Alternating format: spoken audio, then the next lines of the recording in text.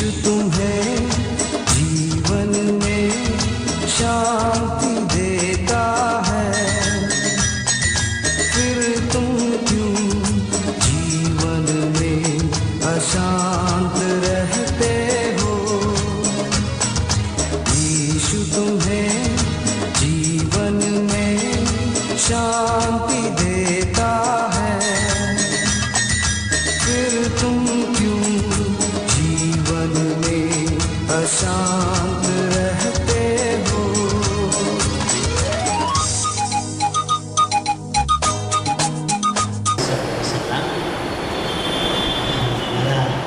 જન્મદિવસની તો મને ખબર હોતી નથી, પણ તમે શોધી લાવો છો અને આજે સુંદર મારા જન્મદિવસે તમે મને મુબારકબાદી આપીને જે પુસ્તક આપ્યું તેના માટે હૃદયથી સર્વ બેઠોમેનનો અને બેઠા તે સર્વનો આભારી છું. પણ મને કહેવા દો કે આપણી ઉંમર કરતાં પ્રભુની ઈચ્છા હંમેશા સુપર હોય છે. આપણી ઉંમર કરતાં પ્રભુની ઈચ્છા હંમેશા સુપર હોય છે. એટલે એક વસ્તુ સાચી છે કે હું વર્ષમાં વધુ એના કરતાં પ્રભુની ઈચ્છામાં વધુ એ બહુ જ આશીર્વાદિત હોય. અને હું આશા રાખું છું કે તમે મારા માટે એ જ પ્રાર્થના કરશો કે પ્રભુની ઈચ્છાને હું વધારે આધીન થઈ શકું. જીવું કે ના જીવું એ મને બહુ મહત્ત્વનું નથી લાગતું, પણ જેટલો સમય પસાર થાય એટલો પ્રભુની ઈચ્છા અનુસાર થાય એવી પ્રાર્થના મારા માટે કરશો તો એ મારા માટે બહુ શુભેચ્છા પાઠવી કહેવાશે. એટલે આ મારા હૃદયના વિચારો મેં તમને કહ્યા કે આવી ઈચ્છા મારી છે ઉંમર કરતાં વધારે, અને એ જ છેલ્લું મારું શસ્ત્ર છે કે હું કબરમાં જાઉં તો એની ઈચ્છા પ્રમાણે જાઉં, મારી ઈચ્છા પ્રમાણે નહીં, એની ઈચ્છા હોય એ પ્રમાણે કબરમાં જાઉં.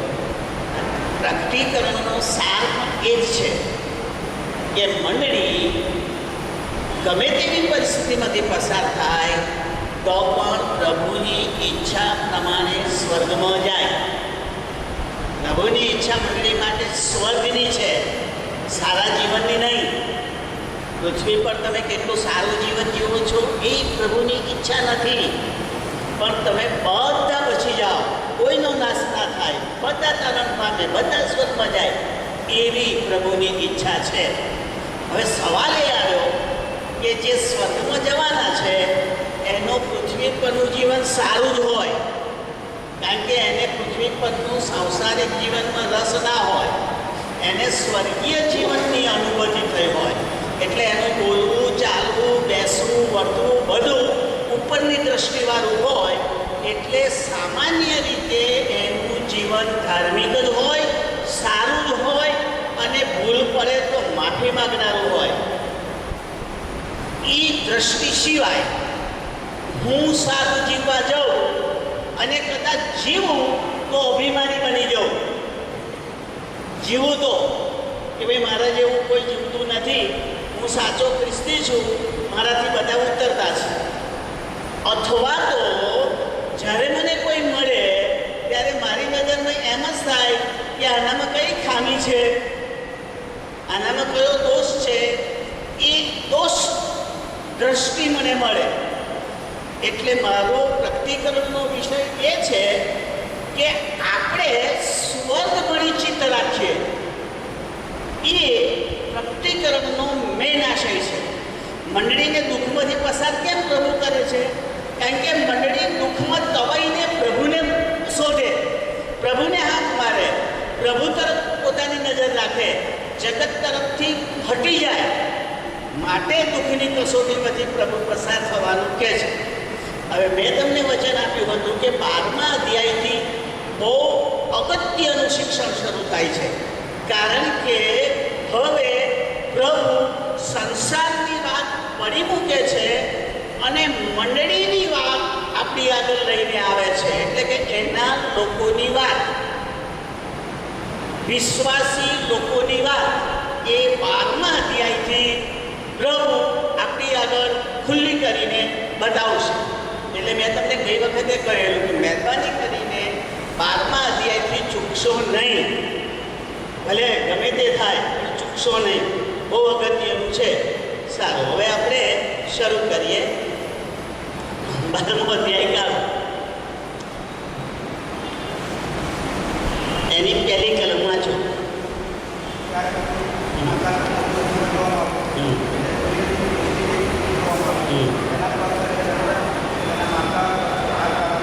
હવે આ જે આપણે દ્રશ્ય જોઈએ છે અથવા તો જે પ્રતિમા આપણને દેખાય છે, ત્યાં એક સ્ત્રી જોવાની મળે છે.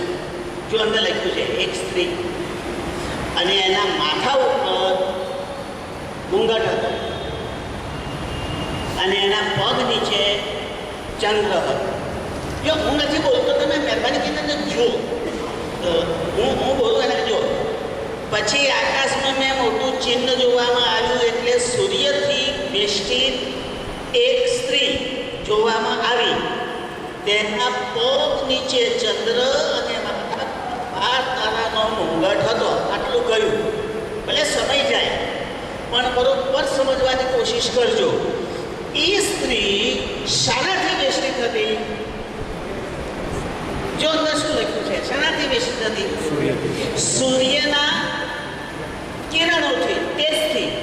હવે બાઇબલ એવું કહે છે ઈસુ ન્યાયનો સૂરજ છે. બાઇબલ આવું શીખવાડે છે. ઈસુ ન્યાયનો સૂરજ છે. એટલે જેણે પસ્તાવો કર્યો, જેણે ઈસુનો અંગીકાર કર્યો, જેના પાપ માફ થયા, જેને દેવે ન્યાય જાહેર કર્યા, એનો સૂર્ય કોણ? ઈસુ.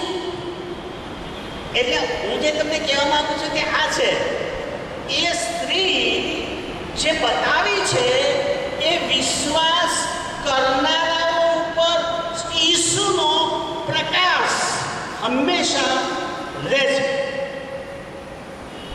યાદ રાખજો, આ મારા માટે લાભ છે.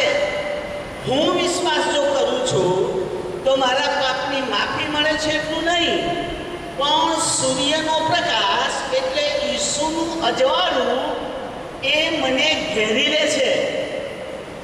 હવે સવાલ એ આવે છે કે અહીં જે સૂર્ય છે એ આકાશમાં દેખાતો સૂર્ય નથી. મેં તમને પહેલા શબ્દમાં કહ્યું કે મંડળીને ધ્યાનમાં રાખીને જ 12મો અધ્યાય શીખવો રહ્યો, કારણ કે પેલા સૂર્ય સાથે મારે કોઈ લેવા દેવા નથી. એનું અજવાળું મારા શરીરમાં જીવ હોય ત્યાં સુધી જ કામનું. એ સૂર્યનું અજવાળું આ શરીરમાં જીવ હોય ત્યાં સુધી જે સૂર્યનું અજવાળું કામનું. જેવો જીવ નીકળ્યો કે એ સૂર્ય ને એ ચંદ્ર મારા કામના નહીં. ભૂલી જજો, એ આ આંખથી દેખાય છે એ હું જીવતો હોઉં ત્યાં સુધી જ દેખાય. જેવો મળ્યો એટલે અંધારું ઘોર. પણ ઈસુનું અજવાળું મારા મરણ પછી પણ પ્રકાશ લઈને આવે છે. તો જેણે મરણનો અનુભવ કર્યો હોય ને એને ખબર, કારણ કે કેટલાક એવા લેખો મેં વાંચ્યા છે કે તું મરી ગયો ત્યારે કેવું થયું. મરી ગયો ત્યારે કારણ કે જીવતો થયા પછી ફરી જીવ આવ્યો એટલે એને પ્રશ્ન પૂછવામાં આવ્યો કે ભાઈ તું મરી ગયો ત્યારે કેવું થયું. તો એમાંના જે લેખ મેં વાંચ્યા એમાં આવું વર્ણન હતું કે હું ગાઢ અંધકારમાં ચાલ્યો ગયો. ગાઢ અંધકારમાં. એવું અંધારું પૃથ્વી પર કદીય હોતું નથી. એવા ગાઢ અંધકારમાં ચાલ્યો ગયો અને મને કશું જ અનુભવ પણ ના થાય એવું લાગ્યું. પણ ધીરે ધીરે પ્રકાશ દેખાવા લાગ્યો અને એ પ્રકાશ ઉપર આવતો ગયો. અને જ્યારે પ્રકાશ ઉપર આવ્યો ત્યારે મને ખબર પડી કે આ જ સાચું અજવાળું છે. પેલું અજવાળું તો અંધકારમાં લોપ થઈ ગયું. કે ચંદ્ર જતો રહેશે અને તારા અને ચંદ્ર લોપ થઈ જશે, સૂર્ય પ્રકાશ આપશે નહીં. એટલે બધા આમ કહે છે કે એ ચંદ્ર ને તારા ક્યારે થશે? બધું એ ચંદ્ર ને તારાની વાત જ નથી. આ તો તમારો જીવ નીકળ્યો એટલે બધું લો, કશું તમારા કામમાં આવે નહીં, કેવળ પ્રભુ સિવાય. કારણ કે એ જ સાચું અજવાળું છે, એ જ સાચો પ્રકાશ છે, એ જ ન્યાયનો સુરત છે. એટલે હવે તમે જુઓ, સમજીને આટલું સમજ પડી. એ સ્ત્રી સૂર્યના પ્રકાશથી વેષ્ટિત હતી. બીજા શબ્દોમાં મંડળી, સાંભળજો, મંડળી મરી જાય તો પણ, મંડળીના માણસો મરી જાય તો પણ પ્રભુનો પ્રકાશ એને ઘેરી લેશે, એને અંધકાર નડશે નહીં. હવે આ તો મરણ પછીનો અનુભવ છે, પ્રભુએ બતાવ્યો છે આપણને. સૂર્યચંદ્રનો પ્રકાશ ભલે જતો રહે, પણ ઈસુના સૂર્યનો પ્રકાશ કદીએ આથમવાનો નથી. તો એનાથી કોણ નિશ્ચિત હતું? સ્ત્રી. એટલે હવે આપણે શું સમજવાનું? એ સ્ત્રી કોણ? તો હવે સાંભળજો. હવે જે બાઇબલ અભ્યાસીઓ છે એ એને 3 ભાગમાં વહેંચી નાખે છે. 3 ભાગમાં બાઇબલ અભ્યાસીઓની વાત કરું છું, પછી હું જે માનું છું પછી કહીશ. બાઇબલના જે સ્કોલરો છે, બાઇબલના જે ટીકાકારો છે, બાઇબલના જે કોમેન્ટેટરો છે, એના અર્થઘટનો કરનારા, એ 3 ભાગમાં વહેંચી નાખે છે. પહેલું, જૂનો કરાર.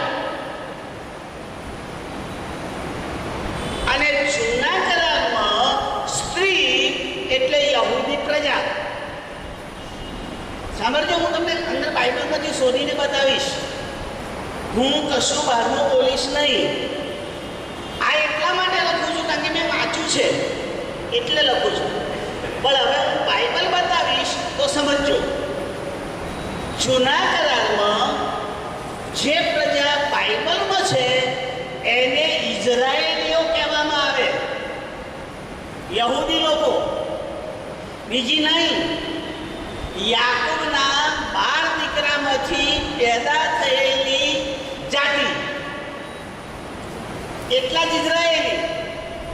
એ 12 બીજા ઘણા બધા હતા ત્યાં એ દેશમાં, પણ એ ઇઝરાયેલી નહીં. ઇઝરાયેલને દેવે પસંદ કર્યો, એટલે યાકૂબને, અને યાકૂબના 12 દીકરાથી જે પ્રજા થઈ એ લોકોની વાત જૂના કરારમાં છે. ખ્યાલ આવ્યો હવે? અચ્છા, એટલે કેટલાક શું માને છે? યહૂદી મંડળી એ સ્ત્રી, યહૂદી પ્રજા એ સ્ત્રી, કારણ કે દેવે એને પોતાની પ્રજા બનાવી. હવે સાંભળજો, આ પહેલા સમજાવી દઉં. અચ્છા, તો એ પ્રજા એટલે પ્રજાને સ્ત્રી કેવી રીતે કહેવાય? કોઈ માણસ સમજાવે એટલે, અથવા તો હું બોલું એટલે ના. બાઇબલમાં એવું હોવું જોઈએ કે જ્યાં ઇઝરાયેલીઓને સ્ત્રી કહી હોય તો સાચું, નહીં તો નહીં. આપણા વિચાર એક બાજુ મૂકી દેજો. બાઇબલમાં જે લખેલું હોય એને હું અને તમે બરોબર પકડી રાખીએ. લાગે છે કે મારે બાઇબલમાંથી બતાવવું પડશે. કર યશાયા પ્રબોધકનું પુસ્તક 54મો અધ્યાય 5મી કલમ. યશાયા પ્રબોધકનું પુસ્તક 54મો અધ્યાય 5મી કલમ. કોઈ વાંચો? હા.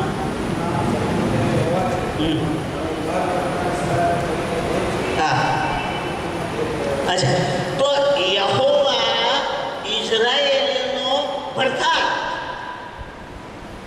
સાંભળો છો? પતિ. બાઇબલ કહે છે યહોવા આ પ્રજાનો ભરતાર. અને ભરતાર જો પતિ હોય તો પતિને સ્ત્રી હોવી જોઈએ. સ્ત્રી વગર ભરતાર કેવી રીતે બને? ખ્યાલ આવ્યો? એટલે પરમેશ્વરે પોતે ઇઝરાયેલીઓને એ પ્રમાણે કહ્યું કે હું તારો ભરતાર છું અને તું મારી સ્ત્રી. હવે તો માનવું પડે ને કે જૂના કરારની સ્ત્રીની ઉપમા સાચી. ખ્યાલ આવ્યો? કોઈ માણસ કહેતો નહીં. અચ્છા, પ્રભુએ એ પ્રમાણે કહ્યું. સારું. અચ્છા, બીજી એક કલમ વાંચી લો. યશાયા 62. યશાયાનું પુસ્તક 62મો અધ્યાય અને એની 4થી ને 5મી કલમ.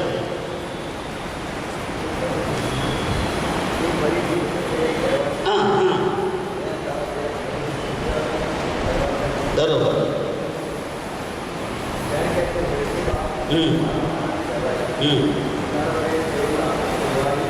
બરોબર.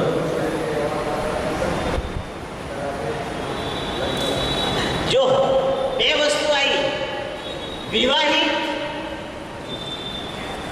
અંદર લખ્યું વિવાહિત એટલે જેનો વિવાહ કોઈની સાથે થયો છે તે. હવે કોઈ પણ છોકરીનો વિવાહ થાય તો એ છોકરી ના કહેવાય, સ્ત્રી કહેવાય, પતિવાદી કહેવાય. આવ્યો? કારણ કે યહૂદી રિવાજ પ્રમાણે વિવાહ અને લગ્ન એક જ ગણાતું હતું. એક જ. તમને હું તમારી જ રીતે સમજાવું તો વધારે સારું. ગાબ્રિએલ મરિયમ પાસે આવ્યો, બરોબર? ત્યારે મરિયમનું વર્ણન આ પ્રમાણે કર્યું છે. તેનું વ્યભિચાર યુસુફ સાથે થયેલું હતું, લખ્યું છે ત્યાં, બરોબર? અચ્છા, હવે દૂતે મરિયમને કહ્યું તું ગર્ભવતી થશે. ત્યારે મરિયમે કહ્યું કેવી રીતે? હું હજુ પતિ જોડે ગઈ નથી. સમજો, બાઇબલમાં એક એક શબ્દ પર વિચાર કરો. વ્યભિચાર થયું છે, હજુ પતિ સાથે ગઈ નથી. એનો અર્થ વ્યભિચાર અને લગ્ન એક જ ક્રિયામાં યહૂદીઓ સ્વીકારતા હતા. અને એટલે આપણે વાંચ્યું કે તારું વ્યભિચાર થયું છે, હવે તું તજાયેલી નથી, વરવાળી છે. વરવાળી. જ્યાં સુધી મને ઈસુ નતા મળ્યા ને ત્યાં સુધી હું વર વગરનો.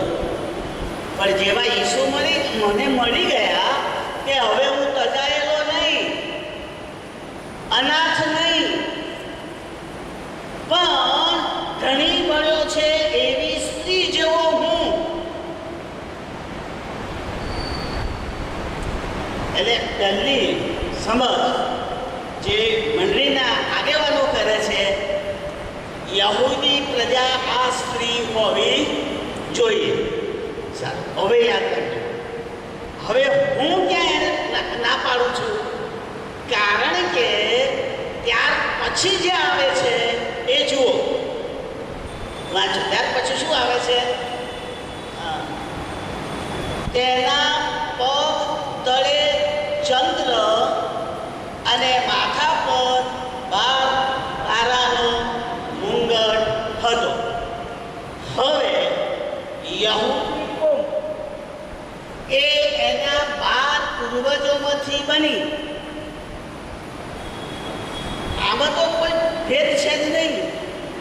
ઇઝરાયેલી કોમ યાકૂબના 12 દીકરાઓથી બની અને એ 12 દીકરાઓને એમના પૂર્વજ ગણવામાં આવ્યા. અને પ્રકટીકરણમાં 12 આસનો ઉપર એમની જગ્યા બતાવવામાં આવેલી છે.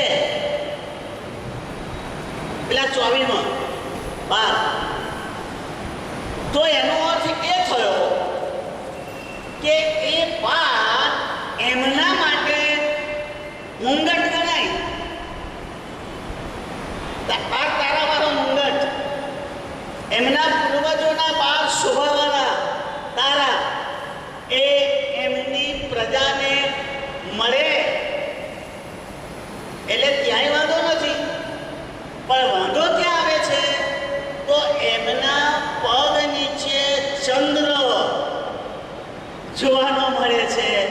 જે જૂના કરારમાં ક્યાંય ચંદ્રની વાત આવતી નથી. આ બહુ મજાની વાત છે. જૂના કરારમાં ચંદ્રનો ઉલ્લેખ ક્યાંય આવતો નથી. તો હવે ચંદ્ર આવ્યો ક્યાંથી? આ સમજવા જેવું છે. જ્યારે એ લોકો આસુરમાં ગયા બંદીવાનમાં, ત્યારે ચંદ્રદેવીની પૂજાનો પહેલો અનુભવ ઇઝરાયેલીઓને થયો. અને જ્યારે એ ગ્રીકના તાબેદાર થયા ત્યારે એમને અપોલો એટલે સૂર્યદેવનો અનુભવ થયો, મૂર્તિનો, અને પેલા ચંદ્રદેવીનો અનુભવ થયો. એટલે યહૂદી લોકોને પાછળથી ચંદ્રનો અનુભવ થયો, પણ એ એમના માથા પર નહીં, એમના પગ નીચે રહ્યા. એ ગુલામગીરીમાં ગયા, પણ એ દેવીની પૂજા એમણે જીવના જોખમે કરી નહીં, નીચે જ રાખી એને. આ પાછળથી આવે છે ગુલામગીરીમાંથી, એટલે આપણી ધ્યાન બહાર જતું રહે છે, ધ્યાન બહાર જતું રહે છે. પણ યાદ રાખીએ, પગ નીચે હંમેશા બાઇબલ કહે છે તે પ્રમાણે શૈતાનને દબાવવામાં આવેલો છે. અને આપણે પ્રાર્થનામાં પ્રભુને આ પ્રમાણે વિનંતી કરીએ છીએ કે આકાશ જેનું રાજ્યાસન અને પૃથ્વી જેનું પાદાસન છે, એટલે પગ મૂકવાની જગ્યા, અને પૃથ્વી આ મંડળીના વખતમાં શૈતાનનું ઘર હતી. શૈતાનનું ઘર હતી પૃથ્વી. પ્રભુને ભૂલી ગયેલા લોકો હતા. પાપથી ભ્રષ્ટ થયેલો જમાનો હતો, અને એટલા માટે એને નીચે નીચે રાખવામાં આવે છે. હું તમને વધારે સારી રીતે કહું તો સારું. માણસ જ્યારે બન્યું ને, અને જ્યારે એણે પહેલું પાપ કર્યું, પહેલું પાપ શૈતાનના કહેવાથી, ત્યારથી જ શૈતાનને અને પ્રભુને બનતું આવ્યું નથી. ત્યારથી જ વાંકું પડી ગયું. અને તમે વાંચજો, ઉત્પત્તિમાં લખ્યું છે, જે મને નહોતું સમજાતું પણ પ્રભુએ સમજાવ્યું. ત્યાં આવું લખ્યું છે શૈતાન માટે, એટલે પેલા સાપ માટે શું લખ્યું છે જાણો છો? પ્રભુએ એને શ્રાપ આપ્યો કે છે, માણસ તારું માથું છૂંદશે. નીચે, પગ નીચે, માણસ તારું માથું છૂંદશે, અને તું માણસની એડી છૂંદશે. પહેલા તો હું સમજતો તો કરડ છે, કારણ કે એ તો કરડવાનું કામ કરે, સાપ છૂંદવાનું કામ થોડું કરે, એની કે હથોડો થોડો હોય. પણ બાઇબલમાં તો છૂંદશે લખ્યું છે.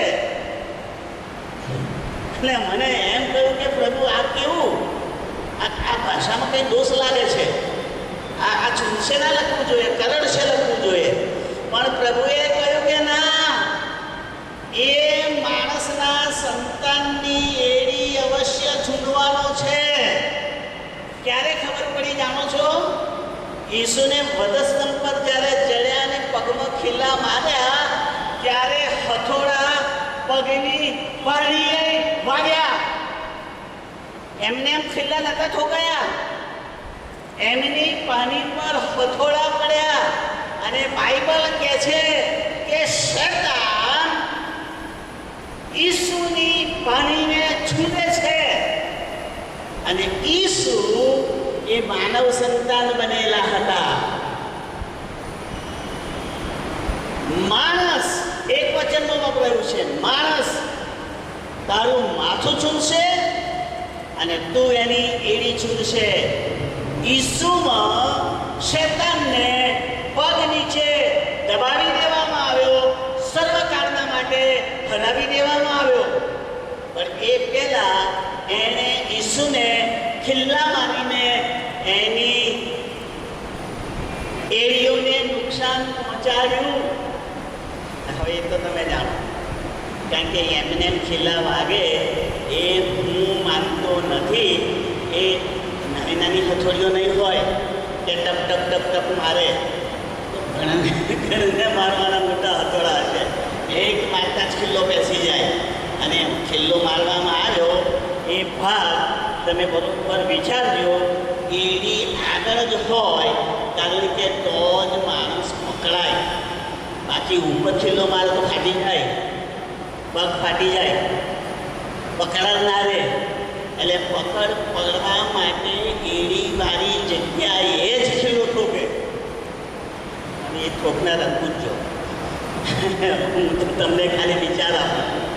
હવે આપણે હું વાત કરાવીએ. એટલે જૂનો કરાર, જૂના કરારની પ્રજા એ સ્ત્રી છે એવું માનનારા આટલા અંશે સાચા, આટલા અંશે સાચા.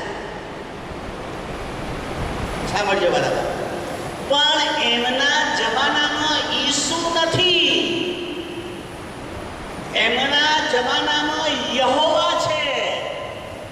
અને યહોવાને સૂરજ નથી કયો, આગ કઈ છે. ખાઈ નાખનાર અગ્નિ કયો છે, બળબડતો અગ્નિ. એ પ્રકાશ નહીં, બાળવાનું કામ કરે. પણ મારો ઈસુ તો પ્રકાશ અજવાળું આપવાનું કામ કરે. એટલે આ મંડળીને ભલે 12 તારા મળ્યા પણ ઈસુ મળ્યો નથી. એટલે ઈસુના વિશ્વાસમાં જ એ લોકોનો સૂર્યોદય અસ્ત પામી ગયો. એ પ્રજા અસ્ત પામી ગઈ. એટલે પાઉલ શું કહે છે? વિશ્વાસમાં ઊંઘી ગયેલા. વિશ્વાસ રાખતા હતા કે સૂર્ય ઉગશે, અમારી પર પ્રકાશ પડશે. પણ ઈસુ આવ્યા પહેલા પ્રકાશ થયો નહીં, પણ વિશ્વાસમાં ઊંઘી ગયા. પાઉલ એવું કહે છે, વિશ્વાસ ઊંઘનારા. એટલે મંડળી ખરી વિશ્વાસ કરતી હતી, પણ એમને લાભ ન્યાયપણાના સૂરજનો મળ્યો નહીં. હવે બીજા મુદ્દા પર આવીએ. હવે કેટલાક જ્ઞાનીઓ, કેટલાક બાઇબલ જાણનારા એમ કહે છે કે આ સ્ત્રી બીજું નહીં પણ કુંવારી મરિયમ, પ્રભુને જન્મ આપનારા માં, એ સ્ત્રી હોય. આ બીજો મત છે. જો આ લોકોનો મત છે, પ્રભુ તો આપણને જે કે માનવાનું, પણ લોકો આ શોધે છે. હવે અહીં તમે જુઓ, મેં શોધ્યું છે એટલે કહું છું. મરિયમના બાપા એ પણ દાઉદપુરના, અને યુસુફના બાપા એ પણ દાઉદપુરના. અને એમનું રિલેશન ભાઈ બહેન થાય. અને યહૂદીઓમાં ભાઈ બહેન લગ્ન કરતા હતા. એટલે યુસુફ અને મરિયમનું વ્યભિચાર થયેલું. હવે એ તમને માથેથી લખેલી સુવાર્તા બધી મળશે. એટલે હું કઢાવતો નથી, કારણ કે ઘડિયાળ પણ એવું કામ કરે છે. એટલે બરોબર, નહીં તો હું તમને બતાવત. વેસ્લી કે એવું કંઈક નામ છે, એ અંદર બાઇબલમાં આપેલું છે. અત્યારે મગજમાં બરોબર નથી. પણ મરિયમના બાપ અને યુસુફના બાપ એ બંને દાઉદ રાજાના કુળના. ખ્યાલ અને દાઉદ રાજાનું કુળ એ ઇઝરાયેલી કુળમાં જ આવે. એટલે જૂના કરાર પ્રમાણે કુંવારી મરિયમ અથવા ઈસુની માં મરિયમ એ ઇઝરાયેલના વારસામાં ગણાય. અને યુસુફ પણ ગણાય.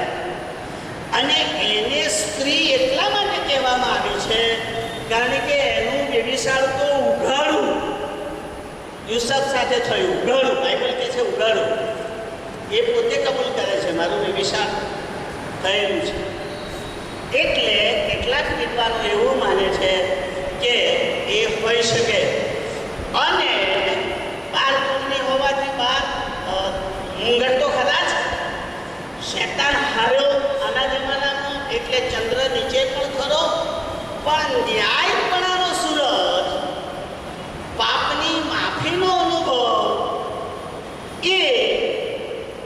યુસફને થયો કે મરિયમને થયો એ આપણે બાઇબલમાં વાંચતા નથી. માનવું હોય તો માની લેવાનું, પણ બાઇબલમાં એવું કશું લખ્યું નથી કે એના મા બાપે એને દેવના દીકરા તરીકે સ્વીકાર્યા હોય, પોતાના દીકરા તરીકે સ્વીકાર્યા છે.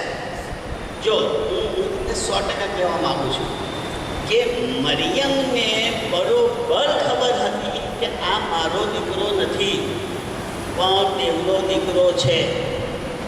એને બરોબર ખબર હતી, કારણ કે ગાબ્રિએલ સાથે મરિયમ વાત કરે છે ત્યારે એ પ્રમાણે કહે છે કે એ કેવી રીતે બને, પુરુષના સંસર્ગ વગર ઉત્પત્તિ સ્ત્રી કેવી રીતે કરે.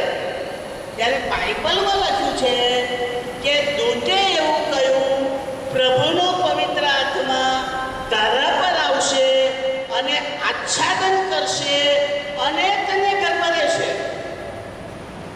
આ મરિયમને કહેવામાં આવેલું. અને મરિયમ એટલા શ્રદ્ધાળુ હતા કે એમણે આ માની લીધું કે મારા પેટમાં જે ગર્ભ છે તે યુસુફનો નહીં, દેવનો ગર્ભ છે. દેવ એનું ડીએનએ મારામાં મૂક્યું છે, એનું બી મારામાં મૂક્યું છે. એ દેવને હું જન્મ આપી રહી છું. એમને બરોબર ખબર હતી, પણ તોય હતા તો માણસ ને, એટલે એમણે મારો જ કર્યું. એમણે દેવનો દીકરો કહ્યું જ નહીં કે મારો દીકરો, કારણ કે માનવ સ્વભાવ છે. અચ્છા, બીજી સાબિતી આપો. ઈસુએ પૃથ્વી પર દેવના રાજ્યની શરૂઆત કાનાના લગ્નમાંથી કરી એવું બાઇબલ કહે છે. બાઇબલમાં લખ્યું છે દેવના રાજ્યની શરૂઆત કાના ગામના લગ્ન પ્રસંગથી થઈ. બરોબર? અચ્છા, ત્યાં મરિયમ શું બોલે છે જુઓ તમે. મરિયમ શું કહે છે ઈસુને કે દ્રાક્ષરસ ખૂટ્યો છે. ત્યારે ઈસુ કહે છે ભાઈ તારે મારશું. કોઈ માં પોતાના દીકરાને કહે બેટા આવું છે, દીકરો કે માં તારે મારશું, તો માને કેવું લાગે? તમારી બુદ્ધિ પ્રમાણે ચડી જાય તો ખોટું ના લાગે? આ કઈ જાતનો દીકરો છે? હું એની માં છું અને આવું બોલે છે. પણ મરિયમને ખોટું લાગ્યું નહીં, કારણ કે મરિયમ જાણતા હતા કે આ કોનો દીકરો છે. એ આખી સૃષ્ટિ નિયંતાનો અંશ હતો, ડીએનએ હતો, આખી પૃથ્વી બનાવનાર ઈશ્વર હતો. એટલે મરિયમ ગુસ્સે થયા નહીં, પણ આટલું જ કહ્યું એ કે એ કરો. જો કોઈ ઓળખાણ નહીં એટલે તું કેમ આમ બોલે એવું નહીં, પોતાની વાત નહીં એવું નહીં, સીધું જ એ કે એવું કરો. કારણ કે મરિયમને ખબર હતી કે એ દેવ છે. ભલે મોટી કબૂલાત નથી કરી. એટલે ન્યાયનો સૂરજ ઈસુ દેવ છે એવું અહીંયા છે. એટલે જે બીજી માન્યતા છે એને પણ સ્વીકારવી જોઈએ એવું હું માનું છું. પણ એમાં થોડી ગડબડ એ થાય છે કે શાંતિલાલને શું લેવા દેવા? એ તો મરિયમને લેવા દેવા, યહૂદીઓને લેવા દેવા, પણ આ વિધર્મીને શું? હું તો બિન યહૂદી, અને બિન યહૂદી આમાં ના આવે, અમે ના આવે. ખ્યાલ આવ્યો? અમે યહૂદી હોય તો આનું ચક્કર નહીં. એક વખત એવું થયેલું.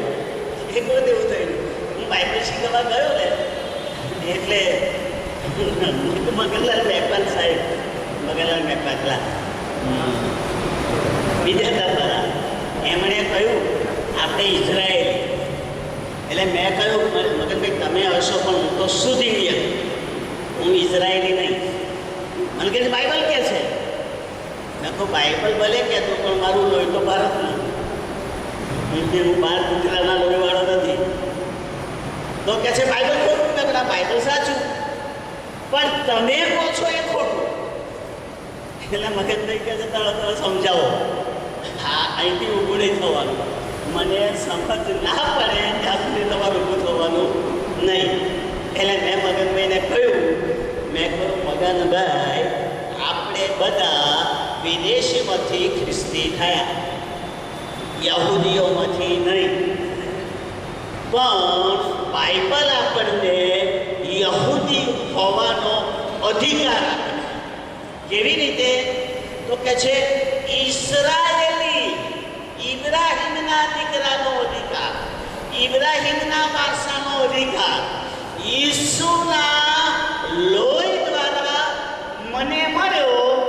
એટલે હું વિદેશી આનો ભાગીદાર બન્યો.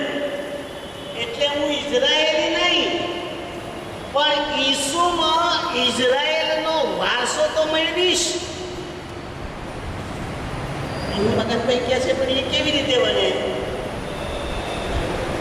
મગનભાઈ શું કરું? તમારો છોકરો હોય એને તમે આ ઘર લખી આપો, પણ તમે તમારા ઘરમાં નોકર રાખ્યો હોય કે બીજા કોઈને ઉછેરતા હોય એને તમે ઘર આપો. અને કદાચ આપો તો એ કાયદેસર ગણાય? કોર્ટ માન્ય રાખે? સરકાર માન્ય રાખે? ના. કેમ? કારણ કે એ તમારો દીકરો નથી. પણ જો તમે એને દત્તક લીધો હોય તો કાયદા પ્રમાણે તો તમે એને વારસો આપી શકો કે નહીં? એટલે મેં કહ્યું કે મગનભાઈ આપણને તો દત્તક લીધેલા ઈસુએ ક્રોસ પર ખરીદ્યા, પોતાના લોહીથી એગ્રીમેન્ટ કર્યું, તું મારો દીકરો. હવે એ એગ્રીમેન્ટ પ્રમાણે દત્તક પુત્રના અધિકારમાં મને ઇઝરાયેલનો વારસો મળે. જન્મથી નહીં. જન્મથી તો હું પ્યોર ઇન્ડિયન.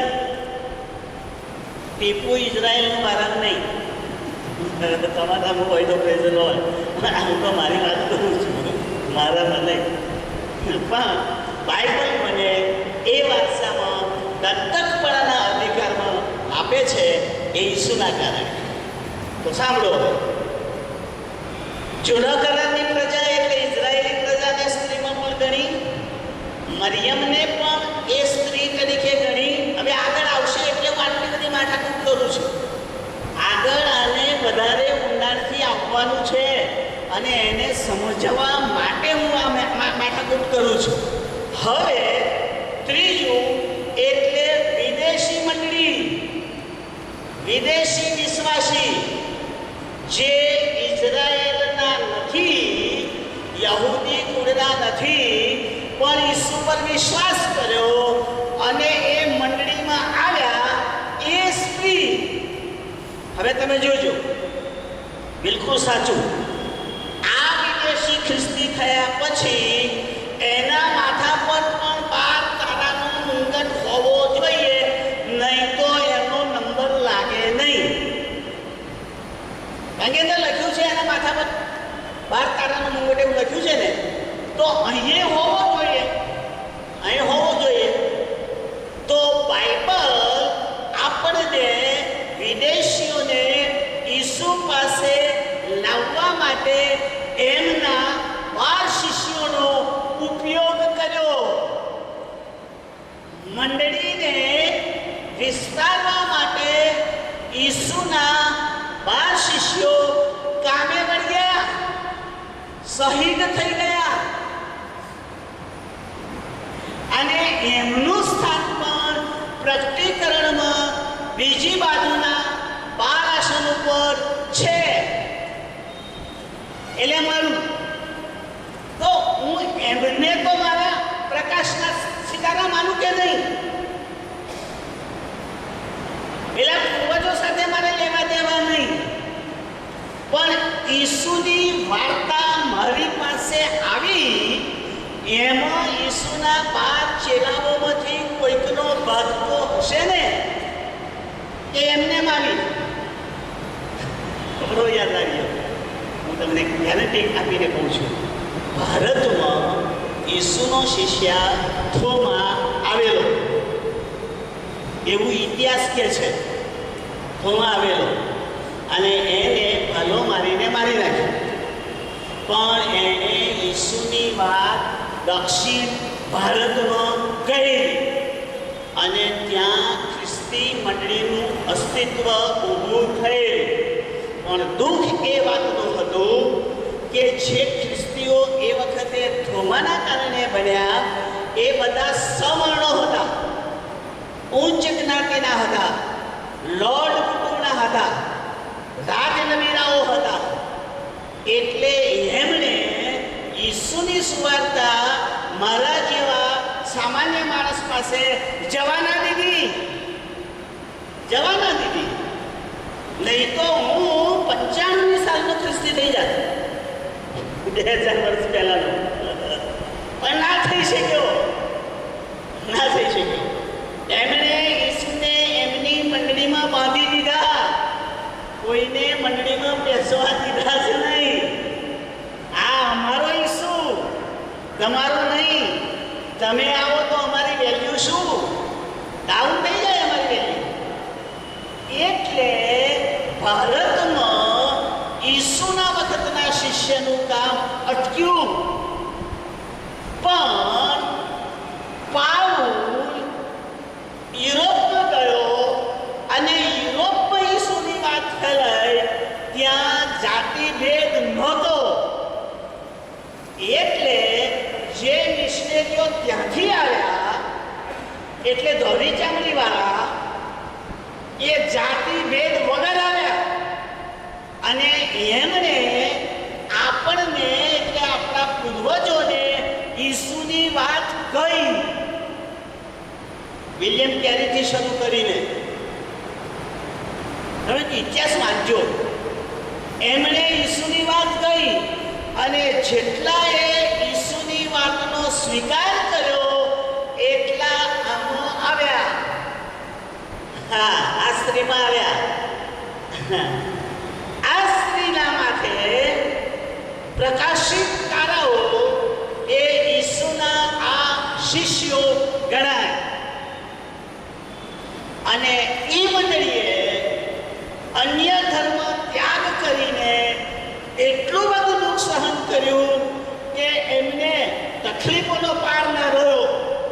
ખૂબ સહન કર્યું, પણ ચંદ્રને પગ નીચે જ રાખ્યો, માથે આવવા દીધો નહીં. આ મંડળીનું લક્ષણ હતું.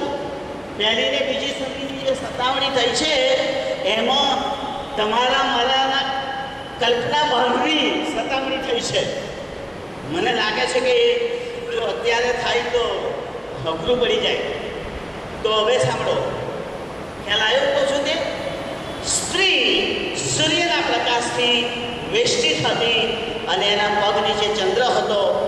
એ સ્પષ્ટ થઈ ગયું. હવે બહુ મજાની વાત હતી. બીજી કલમ બહુ મજાની. એ સ્ત્રી કેવી હતી? ગર્ભવતી. અને એને શું થવાનું હતું? પ્રસવ વેદના થતી હતી. પછી વાંચવા પીડાના માટે દુઃખની વેદના થતી હતી. હાલેલુયા. કોને? હવે બોલજો. સ્ત્રીને પ્રસવ વેદના થવાની, એ જન્મ આપવાની હતી અને એના માટે દુઃખથી વેદના ઉચ્ચારતી હતી. જો આવું લખ્યું છે, ગર્ભવતી હતી એટલે એનામાં જન્મ હતો, પ્રસવ વેદના થતી અને તેની પીડાના લીધે તે બૂમો પાડતી હતી. હવે મેં તમને જે સમજાવ્યું એ મૂકી દો. એટલે મંડળી ગર્ભવતી હોવી જ જોઈએ. જે મંડળીમાં ગર્ભ ન થાય એનો વિકાસ કેવી રીતે થાય? હજુ ના સમજ્યા? તમે ઈસુને બહાર ન લાવો તો એ વધે કેવી રીતે, એ બીજાની પાસે જાય કેવી રીતે?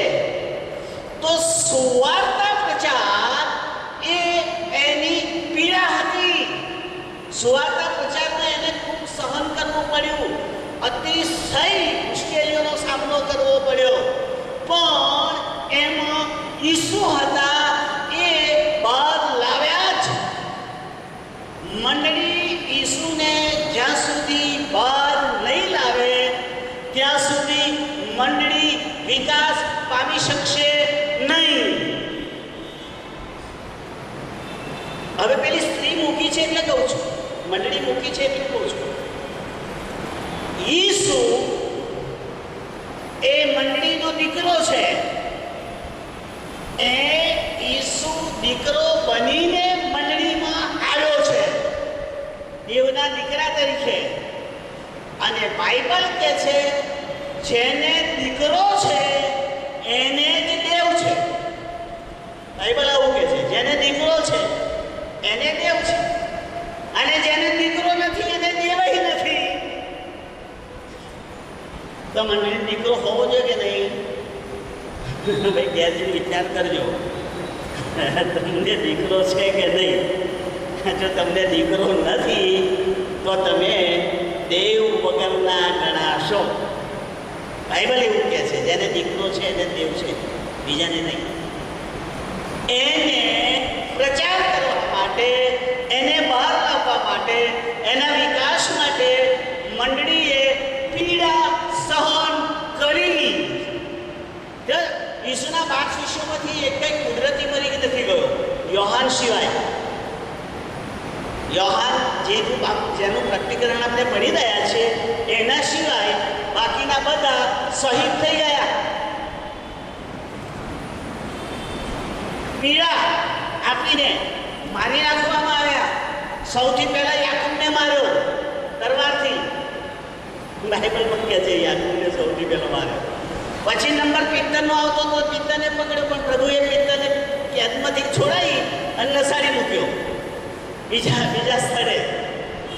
યાદ રાખીએ, પ્રભુની સુવાર્તા પ્રચાર માટે મંડળીએ અનેક યાતનાઓ સહન કરી છે અને જીવ પણ આપી દીધો છે. ત્યારે સુવાર્તા અત્યારે આ સેન્ટેનરી મેથોડિસ્ટ ચર્ચમાં છે. યાદ રાખીએ, અહીં જો ઈસુ હોય તો એ કોઈકે ભોગ આપ્યો છે, કોઈકે સહન કર્યું છે, કોઈકે આવ્યું છે, કોઈક ભૂખ્યો રહ્યો છે, કોઈકે માર ખાધો છે, અને એણે આ દીકરાને પ્રસવ આપ્યો છે. આ હું એટલા માટે કહું છું, સેન્ટેનરી મેથોડિસ્ટ ચર્ચ તો ખાલી નામ જ દઉં છું, પણ પૃથ્વી ઉપર દરેક ચર્ચી છે, એટલે ધર્મ સભાએ પણ ઓછું ભોગવ્યું નથી. એ તો તમે એનો ઇતિહાસ જાણો ત્યારે આંખમાંથી આંસુ નીકળી જાય. આપણને તો બે હાથે લાડુ ખાવાના તૈયાર મળ્યા છે એટલે, પણ એમને તો માર ખાતા ખાતા પ્રભુની વાત જાહેર કરવી પડી. તો એટલા માટે લખ્યું છે કે એને પ્રસવ થવાનો હતો, એ ગર્ભવતી હતી, પ્રસવ વેદના થતી હતી, પીડાના લીધે કષ્ટાતી હતી. ત્રીજી કલમ, વળી આકાશમાં બીજું એક ચિહ્ન પણ જોવામાં આવ્યું. આ ચિત્ર પૂરું થઈ ગયું મંડળીનું. હવે બીજું ચિત્ર દેખાય છે, ધ્યાન આપજો બરાબર. એક ચિત્ર સમજ પડી ગઈ બધાને? મંડળીની, ઈસુના સૂર્યની, દુઃખ સહન કરતી મંડળી અને ઈસુનો જન્મ આપતી મંડળી. આ પૂરું થયું. હવે બીજું ચિહ્ન જુઓ. બીજું ચિહ્ન શું લખ્યું છે ભાઈ વાંચો? હા, હાલેલુયા, બરોબર, હાલેલુયા. શું દેખાયું તો કહો તમે? લાલચ કર. સ્ત્રીને પ્રસવ થવા બેઠો છે, એ દુઃખ ભોગવી રહી છે. આ ચિત્ર પૂરું થાય છે ત્યારે સામે અજગર દેખાય છે, લાલચ કર. તો હવે આપણે આ સમજવું જોઈએ કે અજગર કોણ? સમજવું તો જોઈએ ને. આકાશમાં અજગર ના હોય, અજગર તો પૃથ્વી પર હોય, જંગલમાં રહે અને માણસ અને જીવજંતુને ગળી જાય. પણ આ તો આકાશમાં અજગર દેખાયો એટલે આપણે પહેલું એ જાણી લેવાનું કે આ અજગર છે કોણ? તો બે જગ્યાએ એનો ઉલ્લેખ તમને મળશે બાઇબલમાં. પ્રકટીકરણમાં એનો સ્પષ્ટ ખુલાસો આપેલો છે કે એ ઘડલો અજગર એ જ શૈતાન છે. દોષ મૂકનાર શૈતાન બાઇબલમાં લખ્યું છે. એ આવશે આગળના અધ્યાયમાં આવશે ત્યારે કહીશ. અત્યારે તો ખાલી ઉલ્લેખ કરું છું. તો આ એક બાઇબલમાંથી આપણને અજગરની વાત મળી. સાંભળજો. બીજું થઈ ગયો, સમય થઈ ગયો. અમારે બહુ કહેવું હોય છે, મારું હૃદય ઉભરાય છે પણ ઘડિયાળ અટકાઈ દે છે. બરાબર? બે લીટી કહી દઉં પછી બંધ કરી દઉં. બરાબર? સાંભળો. અજગર એદન વાડીમાં હતો, પણ ત્યાં અજગર શબ્દ નથી વાપર્યો, સાપ શબ્દ વાપર્યો છે. આ ખરું કે નહીં? બરાબર? એટલે જ્યારથી માણસ આ પૃથ્વી પર રહ્યું ત્યારથી અજગર તો સાથે જ છે. તો મંડળી સાથે ના હોય કે ના હોય? જો માણસ સાથે અજગર હોય તો મંડળી માણસોની બનેલી કે નહીં? તો મંડળી પ્રભુનું કામ કરે છે ત્યારે લાલ અજગર દેખાય છે. તો હવે લાલ અજગર લાલ કેમ? એનો સંબંધ મંડળી સાથે શો અને એ શું કરવાનો છે એ આવતા મંગળવારે જોઈશું. અહીં મારો સમય પૂરો થાય છે એટલે, કારણ કે બધાને મારે મોડું નથી કરવું. અટકી જાઉં છું. બહુ અઘરું થાય. 2 કલાક થઈ જાય છે, 2 કલાકમાં પણ છૂટકો નથી. એને સમજ્યા વગર આગળ ચાલે એવું નથી. એટલા માટે. બરાબર? સારું, થેન્ક યુ, આભાર.